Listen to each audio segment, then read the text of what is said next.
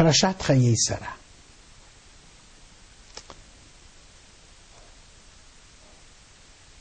This particular biblical portion begins with the death and the burial of Mother Sarah.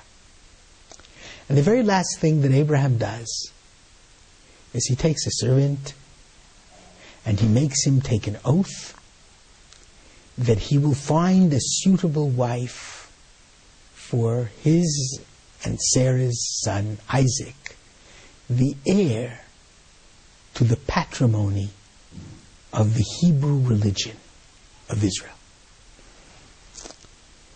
It's very interesting to note that this is what the servant Eliezer does.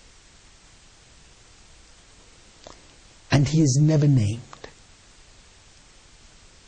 He's called Ha'ish, the personage. He's called Ha'eved, the servant. But he's never named by name. He's always anonymous. And that's got to be understood. The second thing is a strange phrase within the text.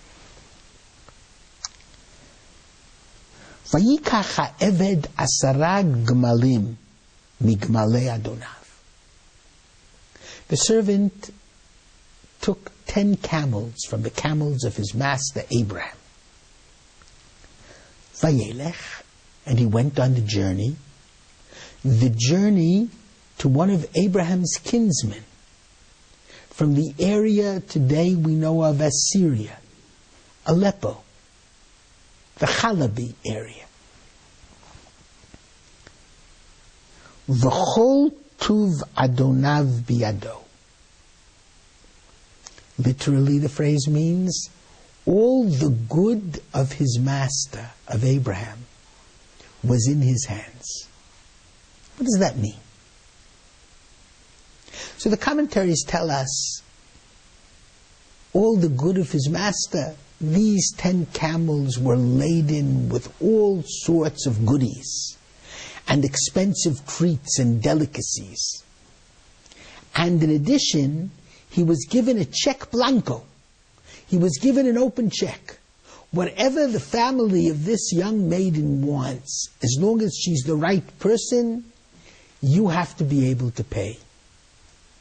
Because after all, nothing is too expensive for the heir to the throne of Abraham.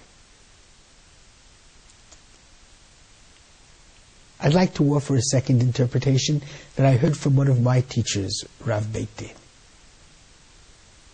Yes, the camels were certainly laden with all sorts of delicacies, but that's not what the Bible is referring to. V'chol tuv adonav biado. Sarah has died. Abraham will soon die. Abraham and Sarah created a new religion of ethical monotheism, of compassionate righteousness and moral justice. They had a magnificent legacy. In order for that legacy not to die with them, they had to have an heir who would carry it forth. They had an heir, Isaac. But the Bible understands very well, it's never the heir alone. It must also be the person he's living with, his life's partner, his wife. Kol tuv adonav biado. All that was the greatness and the goodness of Abraham, and that which Abraham gave over to Isaac, the future of all of this was in the hands of Eliezer. If he found the right wife, the Jewish nation would go forth. If he, God forbid, it was the wrong wife, Jewish history would die of mourning.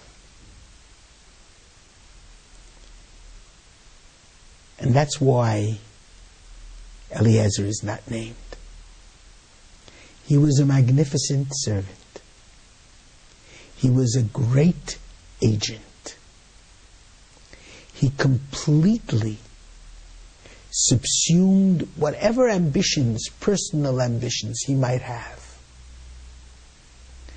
to the task at hand, which he understood was the most important task in Abraham's life: finding a suitable wife. Just as Abraham was saved, and Isaac will later be saved. Abraham by Sarah and Isaac by Rebekah. The greatness of every individual is in no small way dependent upon his wife and life's partner. Certainly this was true of the patriarchs and matriarchs. Eliezer was not a person in his own right. He had a mission. He subsumed all of his ego to that mission. There's a midrash that says he had a daughter, and he very much wanted his daughter to marry Isaac and to be Abraham and Sarah's daughter-in-law.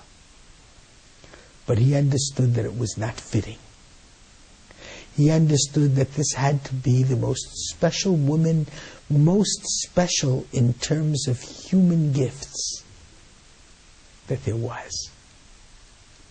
And he found the right person who was willing to feed strangers and even their camels, to give them drink and give them a respite from their journey. He recognized kindness and hospitality, which were the earmarks of Abraham and Sarah. He was a great personage. He was a servant in the way that Moses is called an Eved Hashem, a servant of God. He's not named because he never thought of himself. He only thought of the future of the Jewish people. Kol tuv Adonav biado. He was to choose the wife for Isaac. All the good of Abraham and Sarah were in his hands. Shabbat Shalom.